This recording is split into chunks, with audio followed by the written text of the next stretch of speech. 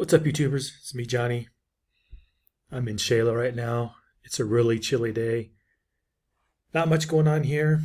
I was just in the market over the last 2 or 3 days. We've been getting the Christmas trees and the Christmas lights in, so it's that time of year when things are chilly here. Also, too, they got the Christmas tree up in the Central Park. So last year it was quite a bit bigger. This year it's a smaller tree. That's kind of interesting. Anyhow, not much is going on here. I'm making a short video on how I was wrong. Before I was saying, well, I was commenting on people getting kicked out of the country of Mexico and how I was skeptical of that. Well, an acquaintance of mine, Vagabond Awake, made a video about that. And while he pointed out people are not getting 180 day visas and some people are getting kicked out and all that jazz, he did say, he said a lot of times we're not getting the rest of the story, so there's other reasons why they're getting kicked out. But apparently there's been a decision made at some level where they're not going to let gringos get their visas renewed, especially the ones that come out of the country. They go in and out of the country and they don't have a retirement or any kind of visa to be there. That's what it seems like, but I think it's actually more about politics. And two things. By that I mean there's a lot of pressure from the United States to kick out or to try to stop Venezuelans and Haitians and Central Americans. By politics I mean, so now they're checking everyone's papers. Now, they were talking about people mostly flying, like Vagabond Awake was talking about mostly about people flying into the country and how things you can do to make sure you get your 180 days, because not everyone's getting it. I just crossed the border about 2 weeks ago. I didn't have any issues getting 180 days. And that could be because I travel by the land border. I never thought of that, but since I only travel by the land borders, I don't get affected by whatever happens when you fly in. And he talked about another thing where a lot of times we don't get the full story. And sometimes the full story, in my opinion, is politics, in the sense that there's a lot of political activism going on in Mexico right now. And there has been since I was a kid. When I was really young, in my 20s, in Chiapas, there was a little revolt. And during those days when you cross the border, you get 30 days. And they were doing it to stop all the reporters coming in and reporting on it. Well, now what I've read is there's quite a few reporters reporting on Mexico and Mexican authorities looking really, really bad. And I actually know some people who got kicked out of the country or weren't given visas. That's why, because of what they're reporting. That's why when I say that, it's not always what you think. Anyways, Vagabond Awake had pointed out how I was wrong. There's, I guess, now more and more tourists from the United States and Canada and Europe not getting a full 180 days. And they think there's some kind of new policy they're not talking about. It could be a lot of retirees and people just living there without getting the so-called proper visa. And Vagabond Awake pointed out how it's so easy to get almost any kind of visa, which is true.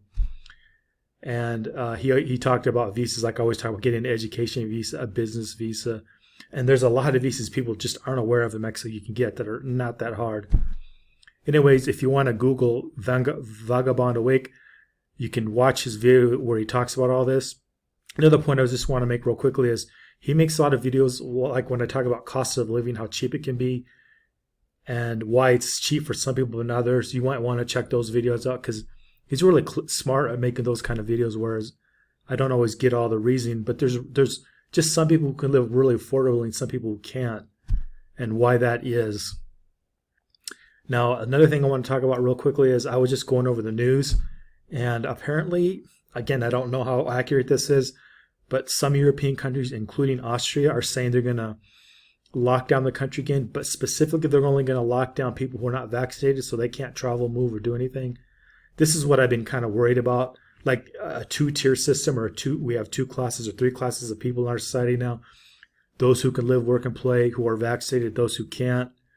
And I think if you even really drill down, you think about it, it's going to be other things too. It's not just going to be whether you get a shot or not. There's going to be a lot of things where, like, if you're legally poor, you can't travel. And if you're wealthy, you can pay for your so-called carbon credits and leave the country. Now, I know you may think I'm full of BS, but if you go on MasterCard's website, you can kind of see where they're going with this and carbon credits and all that. Well, I was pretty alarmed to see that Austria and a few other countries are thinking about closing the country down because of rising rates and people who aren't vaccinated, and maybe closing down the whole country for everyone, and also too closing down the country just for people who are not vaccinated. Now, I know this is a very highly political thing right now, and I don't feel that strong. Well, I just believe you shouldn't preclude people from leaving the country or forcing people to do what they don't want to do. That's just my view. And we're starting to get into a two-tier society, not just the country, but the whole world, where it's going to be places where people go where they can do what they want to do. Other places where you're going to have to follow the rules to extreme. I just personally don't want to live in those places, even if I have a vaccine or whatever the rules are. As we see more and more data come in on booster shots, it's not looking good. I personally won't be getting it. That's just my view.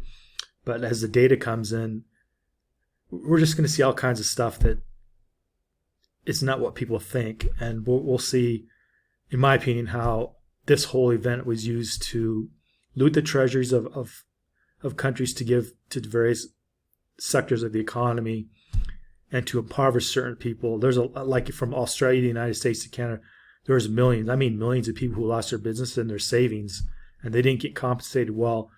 Very wealthy people got a lot of compensation. Anyways, again, I don't want to really get into the politics of that, but it seems to me that's what's happening. I can't say why. I don't really necessarily think it's a conspiracy. It's just they got an opportunity, like Hillary Clinton says, never let a good opportunity go by, or never. I forget how she says it, but never let a good crisis go by without using it to your advantage. And both the Republicans and Democrats, at least I can speak for the U.S., are basically doing that. And there's even states that have like pro-gun legislation where Republicans are actually pushing back and getting rid of some of that legislation that helps gun owners, which I won't get into that either. It's just this, it can get crazy nowadays. Anyways, I just wanted to make a video pointing out how we could be facing new lockdowns. We're going to be facing higher costs of travel, like higher and higher airline costs, and higher costs in the sense of just getting a visa to go to a country and legally being there. I can just see that now. And we're going to be facing just in general higher costs from, the money printing that went on to fund all this. So hopefully my viewers have a plan B. I hope you guys are getting ready for whatever's coming down the pike, which may not be too good for people. If you live in a first world country, I would say that a better opportunity would be to move to lesser developed countries, lesser regulated countries, and lesser tax countries, where you can just do whatever the heck you want within reason. No one's really going to bother you. Or if you're not going to do that, move to a really small town community in some of the freer states in the United States. I can't speak for Australia because I heard it's bad everywhere, but I don't know. But I think in some parts of Australia it's okay, others it's not. I hear the same thing in the UK, but from the people I know personally, they're leaving Australia and the UK as soon as they can. And it's distressing. I mean, I'm not joking. It's really distressing to hear the stories from some Aussies, what they had to do to leave the country. Last night I watched a video of a Canadian lady, a very, very nice lady, very, very nice lady. And the hoops she had to jump through just to get to the United States. And I'm talking in the last week. I'm not talking like a year ago. Just in the last week to leave Canada to come to the United States. How difficult it was, and how, I don't want to say this, but how disrespectful all the various players, government officials were to get permission to come to the United States, and dealing with immigration people on both sides of the border was just sad to hear about. It's just sad. And how hard it is going to be for her to return. I guess she's got to pay money and, go off somewhere special where in case you got COVID. Like, it's just sad to hear that. So I can understand why people are just leaving these first world countries and going to where they're welcome. Anyways, that's it for now. This is me, Johnny. Like, share, subscribe, leave a comment. I don't even know what to think. I just don't. It seems like the world's going to heck in a handbasket. So I would say do what you can to get somewhere where you feel is safe and you can live your life. Have a good weekend, guys.